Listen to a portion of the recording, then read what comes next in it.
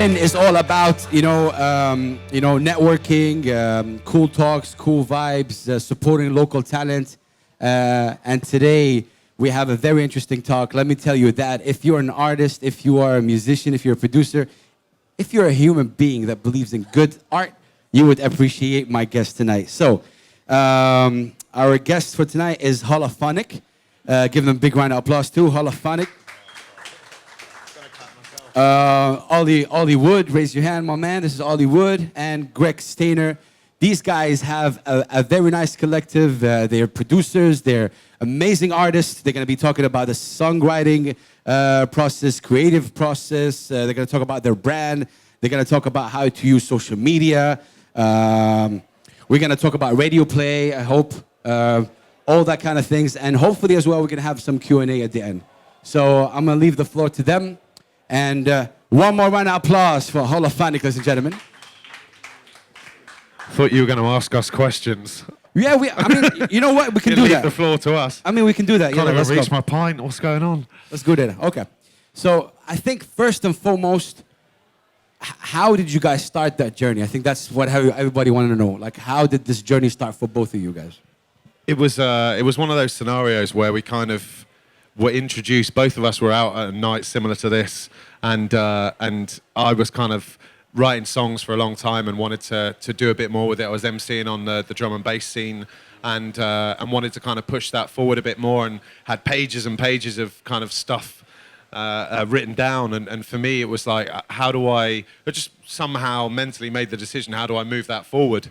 And at the same time, Greg was kind of saying to the same guy, I'm producing loads of stuff that's got like samples, chopped up bits and bobs, but like, how do I kind of take to the songwriting side of thing and look at a different area?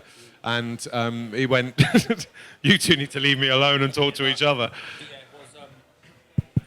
Yeah, it was literally being out in a nightclub, basically, is how we met. It was, we'd seen each other about on the scene before that, but it was a case of we were kind of the missing piece to what we both wanted to do. I mean, Ollie wanted to get in the studio and I wanted to write more songs. And, being out here, I've met a few singers, but I've not really met, people that wanted to, really take it to the next level. So it was, our first studio session. Can everyone hear okay? Yeah, you guys good? Yeah. Maybe Ian, you Come can on, hold it sound like guy. lift it up a little Give bit. us some love. Yeah, cool. Turn that off. Hold it like an MC. That's how we could. Yeah, what are you saying? 1, 2. So it was, I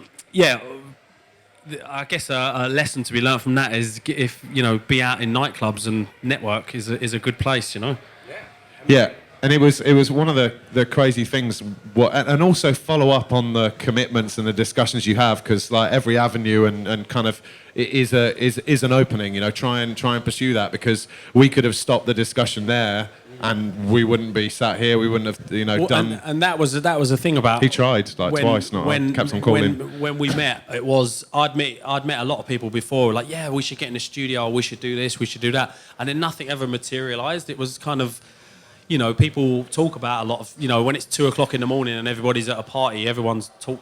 I love you. We kind of exchanged numbers, and the next morning we were both kind of as excited as each other. We were like called each other, we texted each other, and we were like, let's do. I think it was like the next day or the day after. Cool, let's get in the studio. So for you guys, what is success mean for you guys? What does it mean to Hollaphonic? What is success, or what does success mean? No. What is success? Wow. Okay. For us, success is being able to be permanently creative and create music and have as many people as possible, or enjoy it and relate to it and perform constantly. To have a music lifestyle where we're constantly, we're extremely passionate about music, through and through. So for us, success is being able to do that all the time.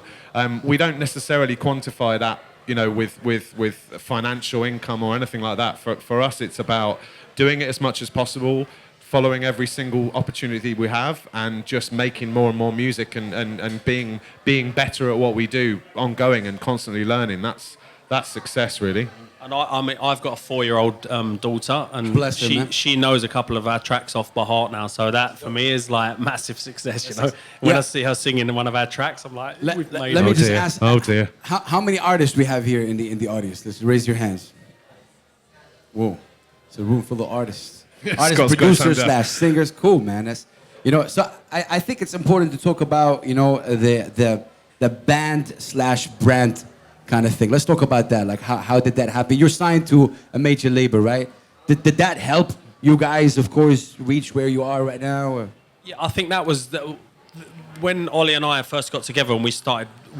Our first ever day in the studio. We decided at that point, let's not do this half-heartedly. You know, there's loads of people out there that are doing tracks, putting them out on a few sort of smaller labels, and it was, we said, let's try and make a pop song, for want of a better word, but it was like, let's try and get on the radio here in Dubai. Because to make an underground kind of house track, yeah, we can get on radio stations around the world.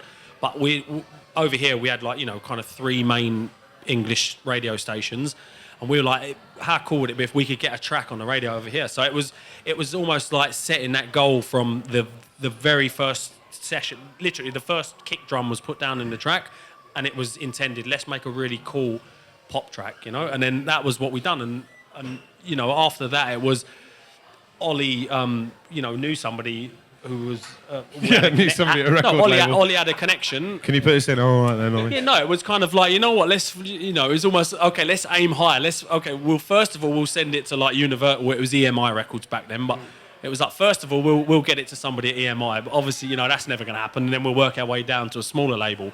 But, it happened. Yeah, we were But lucky. The important thing, though, yeah, go ahead. The important thing, though, is that that wasn't like it sounds very magical. That kind of like, we didn't go, let's make a pop track, let's get it to a major label. The reality is that we'd kind of, both of us had been doing what we're doing for like 15 plus years, and so we'd done our niche.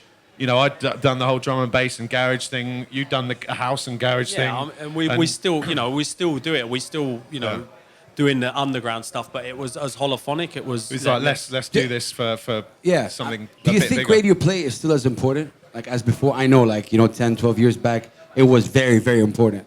Now, I don't think a lot of artists, think that being played on the radio is an important thing. I'm just playing the devil's advocate here. A lot of people are somewhat like wounded by not getting played on the radio and put off by not getting played on the radio and feel that there should be more local radio support. I agree and disagree on 2 levels. I agree there should be far more local radio support here, and there should be specific programming that allows for that, and there should be an awareness and an understanding that people aren't asking for you to put commercial, like, local tracks on every single day, because we know we're not stupid. You've got to make money, you've got to get ad revenue, you've got to get listeners that want to hear Beyonce and Rihanna and all this. But on the flip side of it, there is always room for programming at a certain point of the day or whatever, or even at a certain point of the week, and that's really important. But also, radio isn't the be-all and end-all. For us, we learned very quickly. We set our targets pretty high at what we wanted to do, but then we were constantly kind of chasing that radio play or those kind of untouchable or those hard to achieve seemingly moments. Whether it's radio play or big gigs or this guy or that guy or this kind of like push up on social media or whatever it may be. And then the reality was, we went to New York and we sat down with. We were there anyway. We didn't just go, let's go to music in New York. I was on my stag do. So much less cool than it sounded. No, we went to New York, and then we the thought biggest promoter in New York flew us to New York. Everybody asked us to go there. And we were like, all right. No, we were in New York for my stag do, and our manager kind of said, right, let's go and pop into Ultra. That was kind of weird. we went into Ultra and we sat down with the head of that A&R for that, and we played him some of our tracks. This was like 3 years ago, and he turned around, and the harsh reality, but one thing that we always reference and remember is he was like, I love it, it's great, but if I wanted that track, I'd get Calvin Harris to make it. If I wanted that vocal, I'd get Rihanna to sing it.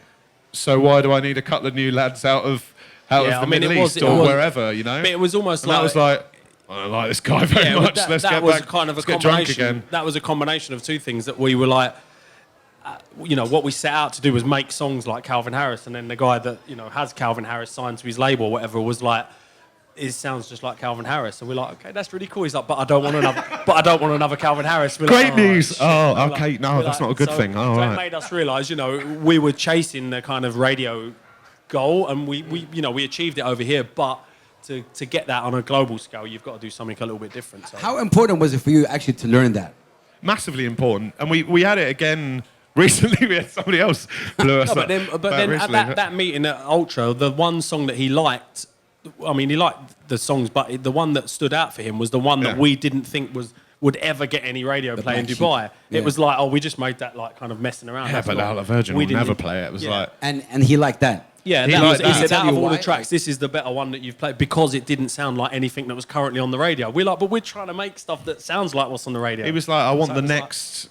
I want to find the next Skrillex. Not the next We're Skrillex. like, but yeah, I we'll wanna make find- Skrillex music. Yeah, It's like, great. no, Like, no. here's a Skrillex track for you. No, he was like, I want to find the next Skrillex, and it was like, you know, i.e., I want to find the next person that's kind of pushing the boundaries of whatever genre they like and whatever passion they have. And kind of for us, it was never a case of we were never not making music that we didn't love. You know, it's like there's a common miscomprehension that if you make like pop music or you make it whatever genre you do, if you make something that's commercial, which means a lot of people listen to it, that's a bad thing. The reality is we were enjoying that music, you know, so we made that, but what we were trying to do too much was to make something that would fit in a certain space and we thought would work It was on almost a playlist. we were too good at making it sound like what we already heard on the radio. It was so it's adding should've- your own like. I wish we could draw. We could have made a lot of money. Yeah. Yeah. Copy and paste notes. Mona Lisa. Yeah. I'm from Saudi Arabia, one of the most conservative countries in the world. And it's a blessing to be here in Dubai because, mashallah, like there's a lot of opportunities for people to perform and stuff like that. How has that benefited you guys? Like the live performances, the opening up for, you know, certain artists. How important is that? Look, the Middle East as a whole is because it's so new and the kind of music, you know, there's a huge amount of things that we complain about, you know, so, you know, there's things like we want to make sure that there's a kind of musical representative, a government level that we can talk to. We want to make sure that there's publishing rights. We want to make sure there's things like that. But the reality is, for every one of those that we don't like, there's a whole host of opportunities that we get that we wouldn't be able to get. You know, so for us, it was kind of our first gig was like we opened for Seal at Dubai World Cup in front of 45,000 people, and he asked me what I did on stage on the way to the stage. I was like, really? To this day, we've not found out. We made it but up. no. We made up the first show we ever done. You know, I was like, okay, so like, you know, we'll just do this, and you're gonna. He was like, no, we'll We didn't figure get it out paid as for we. it. So, but yeah, I mean, that being in Dubai is you know is kind of land of opportunity at the moment. Are you guys getting the like support from let's say media here, local people? Are you guys getting that support? Massively, yeah. And Great. it's like you know, I mean, it's sick. You no, know, I mean, does that? I mean, let me rephrase it again. Is it because maybe you're signed to a record label that you guys are getting that support? Look, we're in a country that's fascinated by brands and franchises and products and things like that. So there's two levels. There's the people in the room today and lots of other people that are really interested in the opportunities that you can get in Dubai and crafting what they want to do and how they can improve and what they want to be and not like absorbing all sorts of stuff because there's like a real entrepreneurial spirit even in music. And then there's the people that, you know, see like carrying a Hermes handbag, oh, they're with Universal, wicked, let's listen to their music. So there's this band and brand thing, and that's one of the biggest things that happened when we first went. You know, even though we went in with this track and these few tracks to EMI, we went in and said, look, this is what we're about, and kind of gave them a proper run through of this is what we're looking for, this is the future of this is the vision of what we're doing. We want to do virtual reality music videos, you know, 360 stuff. We want to do AR, you know, things. We want to do, you know, all this stuff. And they were like, oh, okay, the guys have got some foresight of what they want to do, and they like that. But you know, here it's, you know, it's really interesting here because everyone's really keen to learn and grow, and more than ever, we've like 15 years, 10 years, like in the region, more than ever right now. There's so much talent here; it's insane.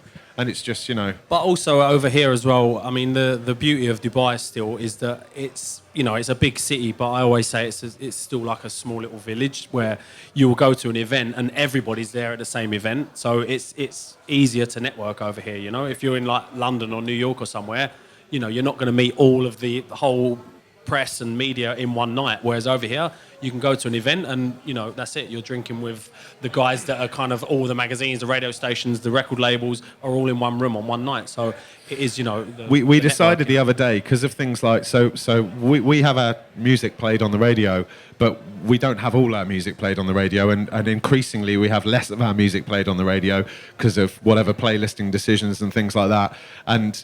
you know, we had a few kind of, when we wanted to move outside of the UAE and do stuff internationally, we were kind of looking at, you know, there were tracks we made that we thought were, you know, high five in the studio, yeah! And then, oh, okay, so they didn't like that as much as we did, you know, and things like that. And so you have to kind of take the criticism. One thing that we do a lot is, like, criticize each other, you know, like, not kind of like, I don't know what you're wearing today, but like... I think it's important. Stuff like that. No, of course, yeah. I mean, know, yeah. Well, listen, when it comes to what you just said, I think it's very important for... I think that we have a lot of local artists here today, and I think it's very important for people to learn from these experiences. In your opinion, what was it that really, like, you know, took you from that, let's call it bedroom sound, to being out there? What was it? For us, the sound is really, really important, okay? So you can make an amazing song and not get the sound right, and it doesn't work.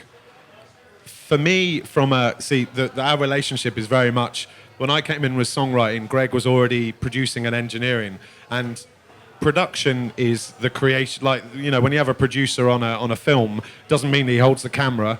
It's the production is the joint effort of, like, creating the sound and putting the kind of emotion and feeling into it. But if you don't get the bit after that right, which is the way that you shape that, the way that you create that, the levels and everything like that, and Scott, who we do a lot of stuff with, just turned 13. Shout out to Scott. Yeah, no, I mean, I was joking. I mean, you know, He's 14. I was on Radio 1 up until recently, but I heard they're making a comeback. Is it true? I don't know, man. Didn't invite Greg. That's what I heard. But anyway, I mean, Don't call even, it a you know, comeback. being within the radio circle, it was, you know, the people that make the decisions of what is played. You know, there's a lot of reasons what gets played on the radio, what doesn't. But it was a matter of, as well, that most people were impressed that the sound that we had, the overall sound. People were saying, you know, we're listening to a Rihanna track or whoever, Calvin Harris, it doesn't matter. But it was the quality of the sound is there. And it's, you know, you can write a really good song, but then if you don't produce it properly and mix and master it and all the things that go with it, then it doesn't, you know, it doesn't stand out. It will immediately sound, unless, I mean, there are some radio stations, I guess, around the world that are looking for just an amazing song that's just a guy playing a guitar, singing it on a, you know, on an iPhone, and they will say this is an amazing song. But most of the time, the guy that's in the radio studio, he's sitting there listening to 20, 30 tracks every day, and if your track is like, even the level of it is lower than, so it, you know, it's spend the time to get it sounding as good as you can, and you know, if you can, then invest the money and get it, you know, get it all professionally. That's where we mixed and invest. mastered. We invest most. He's of our got most money. of our money at the yeah, moment. he's like he's loaded. Any profit we made last year was. But seriously, the thing that we invest in most is that. I mean, and for us, we try to work with a lot of local vocalists and artists as well, and you know. Our theory is, if you're an up-and-coming artist and we're an up-and-coming artist, if we link together, then, you know, there's been strange scenarios where, like, you get sent a bill, it's like, oh, okay, we should have had that chat earlier, you know, and, you know, so it's kind of like, for us, we've kind of strived to find people that want to get up together, but, like, we're all kind of the corporate version of Cap on the street busking, but, you know? I mean, obviously, in addition to the quality of the sound, is from day one, again, it was having that. We had, you know, we set a goal from day one that we didn't want to do some underground stuff. We wanted to make a track that was up there with the top 20 artists. Greg, let me ask you this. It's very important for me personally. I think some of the people in the audience. Why, in the first place, why aren't these local artists being played on the radio? You worked in the radio. You've been in the radio. You know what it is. So why? I mean, a lot of it is, you know, is down to some of the track. I mean, you've got most daytime radio shows, you know, they've got 20, 30 tracks maximum. So you're competing with the 20 or 30 biggest artists in the world. So it's, you know, obviously it's writing a song, producing a song, and getting the sound and everything right. Sorry, let me rephrase it again. We are in Dubai, right? And I think, and I've said that before, and I think it's a duty for a radio host to support the local talent. That's how I go by. That's my opinion. Yeah. And I respect other radio hosts who, you know, there's the powers that may be that you can't go around it. But still, why can't we have local artists being played on the radio despite of the fact that having 20, 30? We're still in Dubai. People are listening from Dubai, not from the That's States. what we say. I mean, you know, if you go to the UK, then you're going to hear, in the daytime, you're going to hear the same 20 songs. Yeah. But then there'll be shows in the evening that play, you know, specialist stuff. Or over here, Extras, there's not, I mean, you know, there were a few specialist shows on Radio 1, but other than that, there's not enough of those specialist shows over here that are, you know, it's like new music and that unsigned artists and things like that. It's And again, I think, look, you know, if you lined up back to back all the tracks that are being made in the UAE, they're going to be vastly different. There's no denying that in sound, in quality, in different types of things. So there's definitely an opening and a realization that there needs to be more like musical education. There needs to be more kind of like interaction with people to kind of push the, you know, we're constantly talking. Would people be interested if we did like tutorials about how we level, how we get sound up, how we create like that type of thing? Would you guys be interested if that They happened? could probably get it off a better artist if they go on YouTube. But you know, the reality is that if you line up all of the tracks, it's still very varied because we're massively new as a market. You know, we're massively new, and so that kind of thing. I know, again, we're all not stupid that the decision by radio stations is going to be based on the same as decisions by club nights. You know, there are lots of good DJs here, but you pull in more people if you bring in David Guetta. That's simple because he's globally famous and he has the big money machine and the marketing machine behind him. And also as well, I mean, over here it is commercial radio. You know, there's only commercial radio. It's not in the UK. You've got BBC, which is paid for by the public. So digital radio, But commercial radio in the UK plays local talent. But then you've got like the BBC, which is not a commercial radio station, so they're not trying to sell advertising. And the space. UK over is here.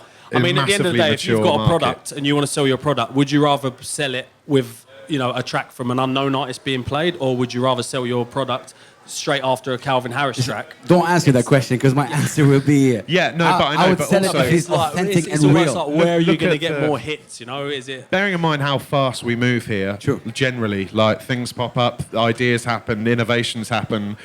One area that isn't innovating is in some ways is music. Now it's in a public persona space. So right now, you know, you've got amazing things happening, but from a music perspective, I definitely think there's room for, you know, in the UK, when you say they do live stuff, UK is a very, very mature market that can go right back to, you know, years and years ago. But what could happen here at the rate at which we move and develop things is that there's room for BBC One has BBC One Extra, you know, and to make a decision to do other channels, which I think there are other channels that are existing, but to make them smooth and chill still doesn't kind of open up the doors for local, and, you know, kind of, it doesn't all need to be local, but there's definitely a room for the extras and the DAB radios and things like that to come in for people to absorb it the same way. That's cool. I want to talk a little bit about social media presence when it comes to you guys. How's your social media presence? You know, right now you're talking, you know, I'm talking mainly as well video, like YouTube. It's very important. I don't know about Dubai, I don't know about the UAE, but in Saudi Arabia, it's the #1 in the world. We are bored in Saudi Arabia. 90 million views per day. Per day. We're either bored or bored. I'm telling you, 90 million views per day. I'm sure the numbers here are a bit similar, but you know, the population is watching. You know, and you got to be present on social media. So how is your social media presence? Exhausting. Exhausting. like you know, I was like the other day. I've got 13 apps on my phone which cover the cover the social media spectrum, you know, and that's everything that everybody's used to, and that's all the like the SoundClouds, there's everything like that. And a little while ago, you could take one app and that would kind of talk to all apps. But the reality is when you're trying to speak to all the people that like your music, they don't want to go across everything and say, hey, look what I just made. Hey, look what I just made. Hey, look what I just, you know, they want to have that kind of interpersonal like relationship. So you have to be adaptive and write things. So for us, like being yourself has been a massive thing for us. And the music is key, but also outside of that, just recording everything and like, you know, doing everything and finding the new thing and having some fun with that. You know, we've got 360 videos backed up for days that we're going to kind of put up and do some stuff with, and that for us is a new exciting way to get people closer. Well, I think that I mean, back to your earlier question, is how important is radio? I think it is still more important over here than YouTube and things like that, because I guess it's because of the kind of vast different, you know, nationalities and the different cultures and stuff. So everybody's got their own links that their friends are sending them and all that. But over here, kind of everybody listens to the radio more so than, you know, it's like, I guess if to get something to kind of go viral over here is more difficult than it would be in the UK or somewhere where most people, you know, are speaking the same language and all these things. But True. Here, radio, everyone's sitting in a taxi. All the taxis got the same radio station playing, and most people are listening to the same two or three stations. Let me ask you this: is it important for an artist to be, let's say, recognized based on his social media numbers? Meaning, he has 10,000 followers, he's great. She has 10 followers, she's bad. No, it's irrelevant. I mean, the kind of, you should be judged on the quality of your work, and your creativity. So, yeah, and the reality, also the amount of interaction as well is most important. Yeah. I mean, you can have like a zillion followers and nobody likes any. Yo, of your big things. time, big time. Exactly. I personally love that you said that, because I think interactivity is even more important than you just posting a picture out there. Yeah. You get like, you know, I don't know, 10,000 likes, but no comments whatsoever. It's like, Yeah, I mean, it's, you know, it's a bit of a kind of grey area, the whole, you know, likes and retweets and stuff like that. But you can see when something genuinely is popular. You know, sometimes it's nice. You surprise yourself. You'll post something on Instagram and it gets like way more likes than normal, because you know you've posted something cool that everyone really genuinely likes. It's not like sold to them, and it's not like false. You know, you're not paying for the advertising of it and stuff. So you have to be thoughtful about what you share as well, you know, in terms of like, it's a two-way conversation. You're not just, you know, you're not kind of egotistically, you might share something that you think's great, but you need to think about like the relationship, especially when it comes to your music. You know, we try and share everything across everywhere as much as possible, and you know, being with a major label, it's always a problem when we kind of, you know, saying, right, we want to get this track out here, share it across this label, share it across XYZ. Like, oh, but we put a code in there, it'll get taken down within seconds. You know, so regularly we'll talk to the label and go, get rid of any of that stuff, because this music. there's certain like, you know, YouTube channels and SoundCloud channels that want to repost our stuff, but they're not allowed to because it's signed to a major label and it will immediately get taken down. So, you know, it's a tough. But I think what do you guys do with that? Do you allow them to repost? Yeah, I mean, it takes a while, but we have to get them kind of like taken off the sort of clearance blacklist and- of whatever of takedowns and stuff. But a lot of artists, you know, like there's tons of artists that for whom major labels don't work, you know, and for us as well. Like recently, we've just put a track out on a UK label called Yosh, which is brand new, upstarts on the festival scene, bass music, a completely different side to us, dark and nasty and, you know, everything, you know. You put a song to the Yeah, it's like we gave them the track that none of the majors wanted. Yeah, you know? yeah, It was basically, like and there you go. our dirty kind of underground track that You they're know, like, and- we'll take this, you know. And so it just goes to prove, like, a major like doesn't work for everybody, and also the route that you want to go is you know, some people give their music away for free. I mean, in reality, you like, you know, if I lived on the music alone, both of us would be, you know, glad it's Super happy. 25 dirham a pint in here. But yeah, no, it's kind of like, you know, it's not music sales. It's about kind of the interaction and the live stuff, and that's why we work so hard on what we do in the studio, doing it live. For you guys, what are your favorite like app to use sharing? I know you Say use. again? What are your favorite apps? Like, do you use? Of course, I know There's too SoundCloud. many. To put, what, Instagram? You know, Twitter. Are you active on Twitter? Look, YouTube. yeah. Yeah, but look, we're on everything because we need to be on everything because whoever we want to talk to as many people as possible, and we have to be where they are. And it's evident that as you get bigger and bigger, and artists that have big marketing teams behind them have other people do it for them. You know, our kind of probably, you know, kind of innocent desire is to always be in control and always be the people that are kind of managing it from our smart device. But it's highly unlikely that could be the case if we were lucky enough to do, you know, to go bigger. But you know, it's about picking and choosing what you do and being selective. Now we kind of will do a few posts periodically on Facebook and really work to the stuff that we've worked really hard on. So the music and the visuals, and then the moments when we're in the studio and those kind of things that we want to share with people. But I think, you know, increasingly people, their personalities are coming through. I mean, like Snapchat as a viewer of other people's, that's my current favourite because it's like people don't really care, you know. They put stuff because it's only going to be there for 24 who hours. use Snapchat here? Raise the hands. Snapchat.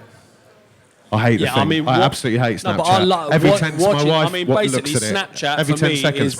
is like, like Dylan Francis, for example, is like amazing. I could literally, he's almost got like a whole show of his own where it's like, and I think he's actually going to get more famous from his comedy side of things on his Snapchat than his music. I know him more I don't even know many of his tracks, but I know him more from Snapchat. So I think, you know, it is good that if you still, what Ollie was saying about where we manage our own stuff, and it's not like token like things, you know, put out by the label or whatever. It's actually real stuff from us because, you know, you do stuff that probably the label don't really like half of the time. And it's fun as well, you know. For us, it's not just. The music we make is at the centre of everything. But for us, it's the whole creative thing. We want to be part of the creativity on the album covers. We want to try and push that further. We want to be part of the videos. We want to be part of like the innovative stuff that we want to do. You know, the Dylan Francis thing is great because he came up with an idea to shoot an entire story in bits of Snapchat. It's genius, and he had a damn good time doing it. You know, but for us, it's trying to be more creative across the whole spectrum of what music's about, which is all the different ways you can consume it. I think we were talking about this before we come here. Is it better or not better for an artist to be quote unquote reachable? You know, I'm talking about like, you know, 10, 15 years ago. Now, like for example, me, when I tweeted Chuck D, one of my heroes, and he tweeted me back like 5 years ago and followed me on Twitter, that was like, oh yeah. You know, so like I thought you said regional rather than reachable. No, I was about to go off on yeah. local, the word local. Yeah. Anyway, we'll do that in a minute. I think it's amazing. I mean, you know, it's almost like I wish kind of like Michael Jackson was around in the time of, and we could have really seen whether he was as strange. But his Twitter would have been up. really boring. No, but I'm saying, like, you know, back then we only had whatever the mainstream media and newspapers told us about an artist. But now it's like, you know, you can follow an artist and they can just clear up any kind of rumours about them immediately with one Snapchat. So I think is that a good thing that they're reachable? You know what I'm saying? I think that's for great. some of them. For some of them should not be allowed to talk. Yeah, like who? Give us an example. No, I personally think it's great, man. I mean, Multiple. Iggy Azalea, maybe, I don't know. Taylor Swift's ruined everything for me. She should generally not have a mic in her hand, let alone a phone. But That's very cool. So I want to just talk about something that's very important to me as well personally, authenticity. How important is that word? Like when you're authentic about the art. You said when you went to this record label and you played a track that sounded like a Calvin Harris or whatever, he wasn't impressed. What do you tell the local artists here how to be authentic? Because I see a lot of copy pasting too. I think the our learnings throughout the kind of past 4 years or so have really allowed us to have a bigger sense of freedom when we're creative. You know, like I say, when we first started, we had a mission, you know, or a goal that we wanted to do because we'd done all the niche stuff and we were looking at what else we could do. And as we've kind of gone through that, we've actually kind of gone back to where we were originally and done a kind of a hybrid of that music and created, you know, the sound that we're at now. Authenticity is really massively important because if you lose that, then it's kind of like, do you enjoy what you're doing anymore? I guess like it depends what your motivation is. But I think, I mean, every track, whenever you go in a studio, you've always got one or two tracks that you've been inspired by. I mean, you don't go in there to copy a track, but everybody has a track like, you know, we both agree, oh my God, we both love this track at the moment, let's get in the studio and make something similar to that. So I think it's always going to happen, like where people are going to sound similar to something that they love. I mean, that's what you do, I mean, it's That's why you have genres, presumably. yeah. I mean, so it's kind of, but it's always. I mean, that is the hard part. Is putting your own personality and your own style into something, because that's the part when you feel like most like exposed as an artist. You're sort of playing an idea down, and you think, oh no one's gonna like that, and you're like, no, actually, like, and for me, that's why being in a collaboration with two of us is that it's nice to have the backup of somebody else to turn around and say, whatever that was you just played was amazing. I'm like, really? Yeah. It's kind of like you always. Because it didn't sound like something Calvin Harris would have done, or it didn't sound like something Skrillex would have done, but it's like, no, but that sounded really cool. So Yeah, that's amazing, man. Big up to you guys. But you said something about collaborating with local artists over here. Collaboration, Like- collaboration for us is really important. I mean, we just went to the UK and did a trip in the UK, and sat down in a studio with a load of artists that were kind of brought in, and it was a weird conveyor belt style scenario, and we kind of had 5 artists over 2 days, 14-hour days, so like 28 hours with a bit of sleep in between, which kind of mainly was us re-singing the tracks we've been singing like in our heads, and that was insane, and it taught us a lot about how to kind of create tracks. And we always looked at songwriting. We made the track, looked at songwriting, and pieced the two together. And then recently we've actually kind of taken to creating the music that we really want to drive the track, and then looking at the melody, and then building the track around it in terms of the emotion we got from the sound and the vibe. And for us, collaboration is great. We've collaborated with Dia, with Stefan Lamar, Kevin Murphy, who we kind of had a classy family dinner at Hard Rock Cafe and that's came it. across. We want to, like, obviously, there's nothing better than being in the same room at the same time as the singer or guitar player or whoever. I mean, you can do stuff online and you can meet people in other countries and let's collab. But if you're both in the same room on the same day, there's nothing like it. So, we're constantly on the search. Wherever we're going to be, obviously based here, we want to work with people in Dubai. How about Dubai? Like, how is the collaborations here in Dubai? Awesome. I mean, all of those three were here. We've met. I mean, we 3 of our singles. Well, there's a few singles that we've done which have been artists that have been based here. So we've met people that are in the industry. That I mean, the great thing is there's loads of bands that are working in Dubai. So you're constantly got musicians and singers around. So yeah, I mean, we're constantly on the lookout for people. As pioneers and some, like you've been in here, like you've been doing this for quite some time. Your real opinion about the scene in Dubai, music scene. There are a lot of people that make music, but there isn't necessarily a music scene yet, because a music scene takes collaboration, and collaboration doesn't mean that you need to work together. It means you need to support each other. And give him a big round of applause for that. But I believe that too. But yeah, go ahead. But things like this are a living kind of clapping themselves. Things like this is a living example of it. There are so many good artists here, and so many aspiring artists and young people that have talent that don't even know where they want to go with it yet. And having said what I said, I also think it's a really exciting time to be in the UAE because of all of that. So joining the dots between that is the responsibility of each and every person.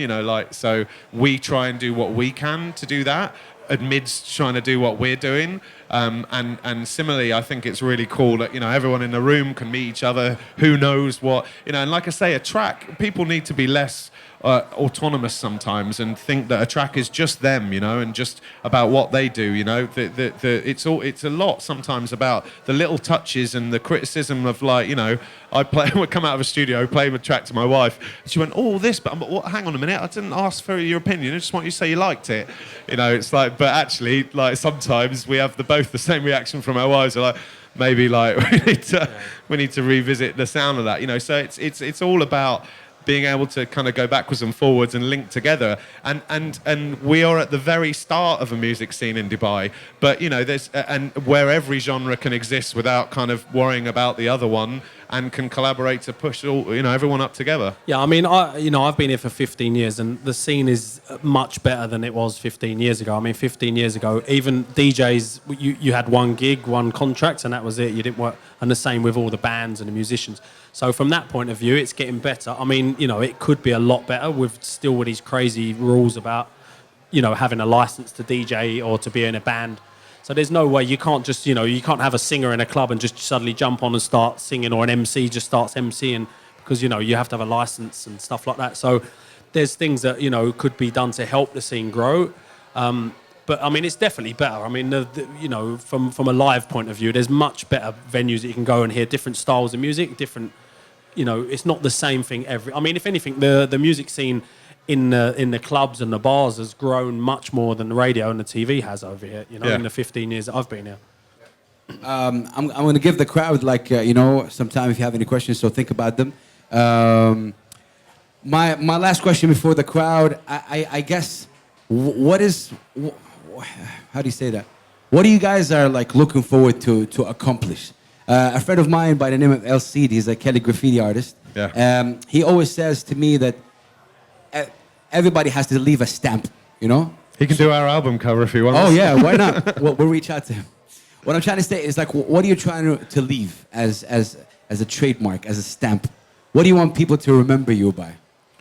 Well, I mean, I think both of us, the most important things to both of us is probably our family first and foremost. So the kind of legacy and the way that we kind of with our family is important to us.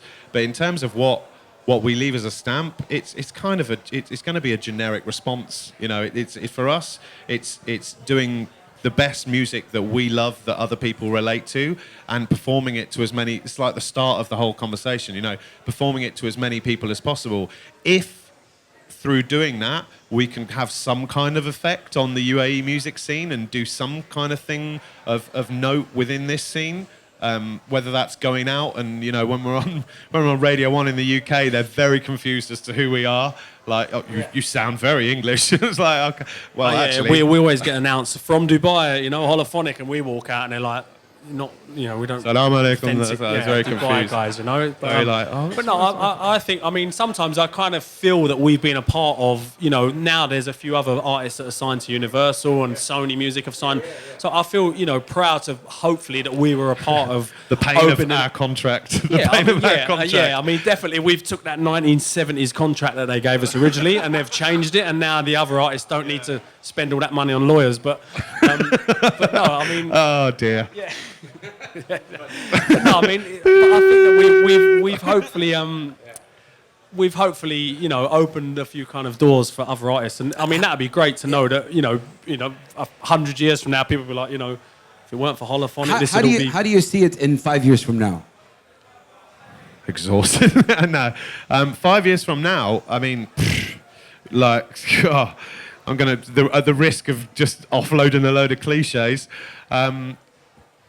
We don't even look that far ahead. There's by no means do we think that we're kind of like there's elements of success, but we're nowhere near where we want to be. We're nowhere near as good as we want to be. And for us, it's just keeping on growing. We the next album we're looking at calling Unavoidable, because that's what you need to be right now for people to. Yeah, it's relating back to what you're saying with social media and all these radio and TV. What won't they like?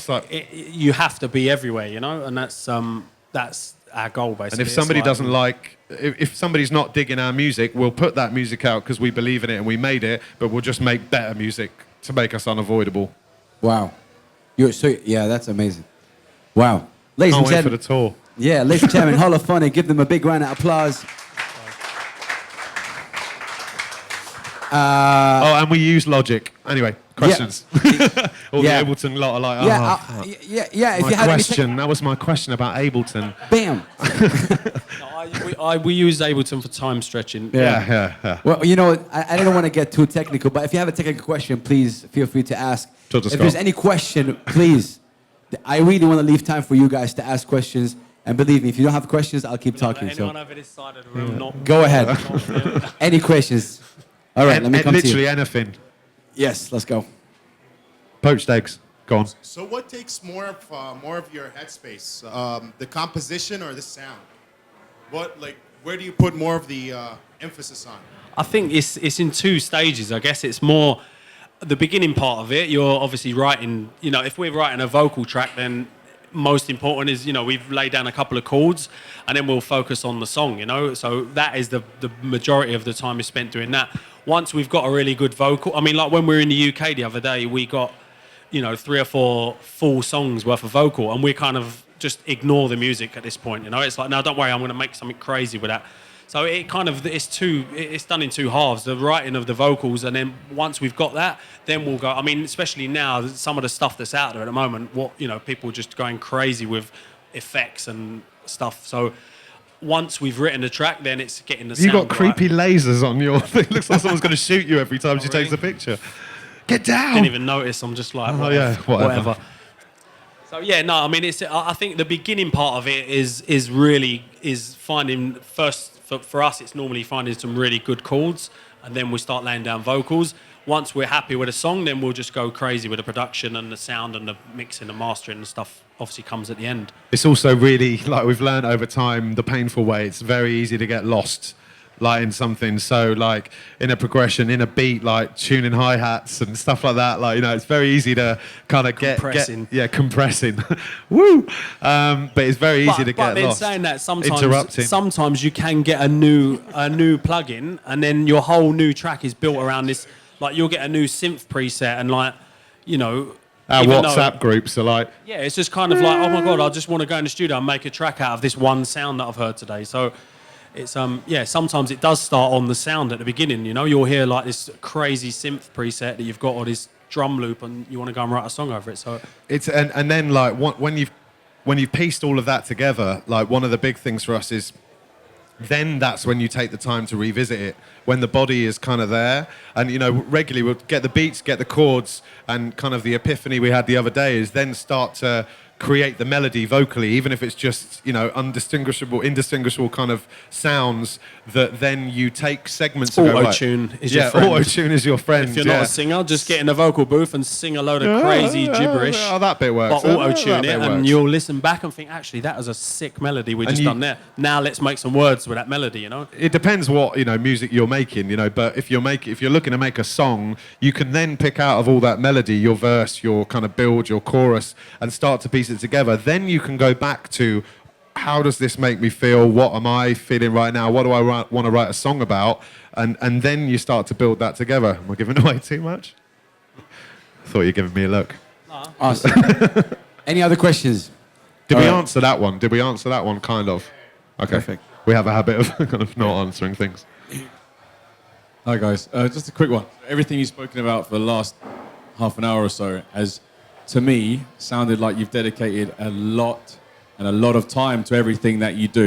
Even answering the last question, it just sounds like you're kind of like in your own space and you're doing what you love. But can I ask, how are you guys monetizing your passion? I still work, and I have absolutely the utmost respect for people like the Box Tones, people that daily in and out kind of are making, that's their core source of revenue, because it's really, really hard. What we, as well as working, so that means like we were saying earlier on, when we first started off, I finished work at 4, 5 o'clock. I had a meeting and then finished, and then went to Greg's studio, and his daughter went to bed at 7 p.m. She's 4 years old, and so the studio was right next to her bedroom. So we had a window of like 4 hours or something to make music. Most of our first album was made between sort of 4 and 7. Yeah. And then anything that was made after 7 was really quiet. Yeah, it was just like. But I mean, Ollie, still has a day job, and I consider some of my resident DJ gigs is like my day job. But, it's good. I'm happy. And the brand thing as well. I was about to say, as Hollaphonics, for example. End of the day, you mentioned earlier on that there's a lot of like 20, 30 mainstream artists on the radio. Yeah. And your track, when it first came out, if you never told me that you were from Dubai, I would have never have guessed that you guys are based here making local music. Yeah. And don't take local or regional as anything, but you made it within this country. Yeah. But How by he- the way, the local thing, I think it's great that I did want you to music's bring it made back here. up again. I just think that when you have award ceremonies and they say local artist and then they put every genre under one title, whereas they're quite happy to add money from urban, house, whatever. Local artist and local performer, it feels like we should go out there juggling or something. There should be local this, local is not just because we're from here doesn't mean that the quality of music should be judged any differently, which is the same for radio. Judge me alongside, everybody else. It's what we've always said, judge us alongside the other artists that are out there. But for the local thing to be kind of tucked in a corner, like there's a group, there's DJs and there's a couple of other people and, they're all well done. So just lastly then, going back to, because at the end of the day, it's a business, music business. As much as you're passionate and so on, you want Yeah. to break the industry. And like you said, music is pretty in its embryo stages here, hence your last answer.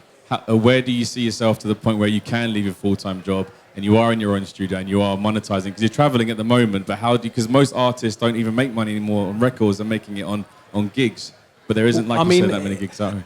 I mean, we get some good opportunities over here with, they're not as often, obviously, to make a full-time living out of, but some of the gigs that we get in Dubai are, crazy, like big events.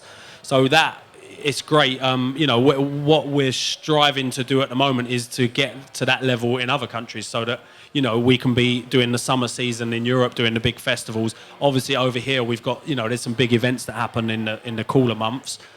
Which we're lucky enough to be a part of. So there is income from gigs, but there's bits and pieces that come from other. We're doing other stuff. We've been working on a few big projects at the moment, making music for some companies as well. So it's not stuff that will be necessarily commercially released, but it's stuff like that is where you could get a nice a pay from it. Because we all know that the actual record sales themselves you can't live off of, So, But there's also a very, very close. You're closer than ever. If you wanted to go and meet like Emirates, for example, in the or British Airways in the UK, you'd have to go through person after person after person after person to get to a decision maker or have an effect. Whereas here, there's a lot more. I'm sure everybody in the room knows somebody that's a decision maker at a multinational brand because that's the nature of where we are in this kind of expat community in Dubai.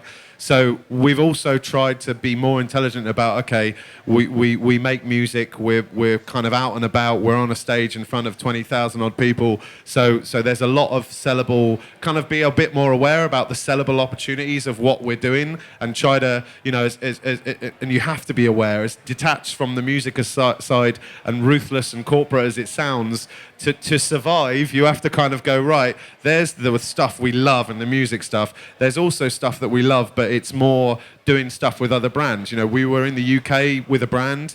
We're doing something at the moment with a I was just trying to think of all the, what can I say? With an airline, and that is kind of going with a local-based airline. a locally based airline. Yeah. That's awesome. I guess that is the pros and cons of being in any country. Is like, yes, over here there's not that kind of so much radio support, and they don't, even if you do get played in the radio, you don't even get paid royalties. But at the same time, we get to sit down with the bosses from Emirates and stuff, which we wouldn't get that opportunity in England unless we were Paul McCartney or someone. There's a lot to be said about having a good kind of unit or team around you, that also acknowledges the fact that they ain't going to make that much money to start off with either. So it's almost like, like being a sponge and taking as much advice off as many people as possible and being aware that there are all sorts of ways to survive and grow, as well as ultimately, back to what is success, we can just make music. That's just, we just make music and like musical opportunities fall in our laps and we don't have to think about all the other stuff. Yeah. But at the moment, it's like when you join with a major label, you don't give anything over to the major label per se. They just support you from a marketing perspective. The reality is that you are CEO of brand, whatever band it is, and you have to manage and run your team and kind of live like that. And it's interesting, and we kind of navigate it and learn along the way. But yeah, No, thanks a lot for the detailed answers. I have room for one more question. All right, you're the man. Let's go. I've asked this from a lot of the producers in the UAE. I've literally had different answers. So I'm more interested in your thoughts about it. So Pressure. coming from someone who's new to producing and who's literally giving out music to different labels. So on one school of thought is, go shoot for the star and aim for the label that you dream of. On the other hand, it's like go first with the smaller labels because the bigger labels are also looking at the current releases that you have on the smaller labels. What's your take on that? I wouldn't. It depends. The label that you dream of can be far different to the best label for your music, sometimes, and we all, literally between kind of the three of us that do a lot of kind of production and stuff together, we all have different labels under different aliases and it's perfectly legal under different aliases and different things, and it's whatever works. Definitely always aim for the best label for what you've produced in the music to do the best job, and then naturally look at your other options once that. But like, make sure before you give it to a label, it's not like, here's a track. Make sure everything's tight, like you're online and everything. It is increasingly tough to make a track and get it heard by a label because years ago, obviously you'd send them a cassette or a CD, and they would, if you took the time to get it to their door, then they would probably take the time to listen. But now, I mean, I ran my own label for a few years, and the email address is still somewhere online, and I just get like promo. I mean, I get demos sent all the time, like. So, and this is a label that is not even, I've not even released a track for like 4 or 5 years. So you can imagine if you're like the head of Spinning or like Ultra or Defected, how many tracks you must get sent every day. And it's like, you can't imagine if they're even going to listen to them. So I guess it is, I mean, you're going to get more of a response from a smaller label. And it's, I guess it's just getting the tracks out there. But yeah, I mean, have a goal. It's like if you're going to make a track that you want to get signed to Defected Records, have that in mind when you're making a track, that kind of style. But of course, send it. I mean, we still do it. We'll do a track and we'll send it to the bigger label, and then we have a kind of almost like a hierarchy of labels that we'll send to, and we'll give them a week, and then no response, and then we'll work our way down the list. But either way, I mean, it's but then sometimes then you'll have more success on the smaller label than you will. We've had tracks that have been played by like Tiesto and stuff that we didn't even think would. And we've got a track on a big dance label.